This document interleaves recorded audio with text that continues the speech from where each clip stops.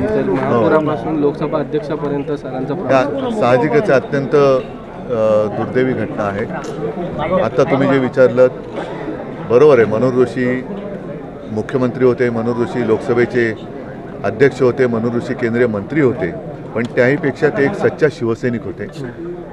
कोणताही पक्ष किंवा कोणत्याही व्यक्तीच्या आयुष्यामध्ये चढ उतार येत असतात। संकटाच्या काळामध्ये सुद्धा ते शिवसेना प्रमुखांसोबत राहिले, शिवसेनेसोबत निष्ठेने राहिले। एवढंच नव्हे तर ज्या वेळेला शिवसेना प्रमुखांना अटक झाली होती बेळगाव कारवारच्या सीमा आंदोलनाच्या वेळेला, तेव्हा शिवसेना प्रमुखांसोबत मनोहर जोशी आणि दत्ताजी साळवी सुद्धा होते। एकूणच जीवाला जीव देणारे हे सगळे शिवसेना प्रमुखांचे निष्ठावान शिवसैनिक हे आपल्यातून निघून जात आहेत। हे फार मोठं एक दुर्दैव आहे। आणि आज मी नेमका बुलढाण्याला आहे, मी आता निघालोच आहे मुंबईला। अमृत नोनी आर्थो प्लस ये एक प्रूवन फॉर्मूला है। इसमें मौजूद नोनी फल के गुण और आयुर्वेदिक जड़ी बूटियां शरीर को जरूरी पोषक तत्व देने के साथ साथ हड्डियों और जोड़ों के घिसने, उनमें होने वाले सूजन और दर्द को रोकने में मदद करता है। दर्द मुक्त जीवन के लिए अमृत नोनी आर्थो प्लस। लवकरात लवकर मी पोहोचण्याचा प्रयत्न करतोय, पण पूर्ण शिवसेनेच्या वतीने, शिवसेना परिवाराच्या वतीने आणि साहजिकच आहे ठाकरे कुटुंबियांच्या वतीने मनोहर जोशीजींना मी भावपूर्ण श्रद्धांजली अर्पण करतो। कारण असे सगळे जीवाला जीव देणारे कार्यकर्ते त्याही वेळेला होते, आजही आहेत।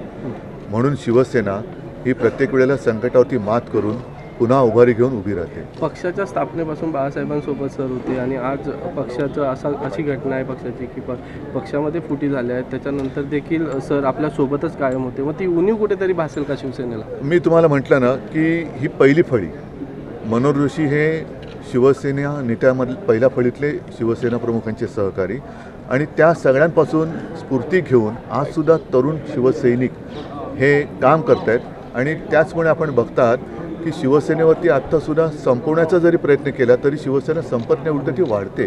ह्याचं कारण ह्या सर्व तमाम नेत्यांनी जी आपल्या आयुष्याची महत्त्वाची वर्ष शिवसेना रुजवण्यासाठी वेचली ती आता मुळं धरून पुन्हा शिवसेनेला उभारी देत आहेत। विकासाची दृष्टी होती त्यांच्याकडे, एक जसं मुंबई पुणे एक्सप्रेस हायवे असेल किंवा बघा आता मला सगळ्या गोष्टी मी काही बोलू शकत नाही, कारण साहजिकच आहे हा एक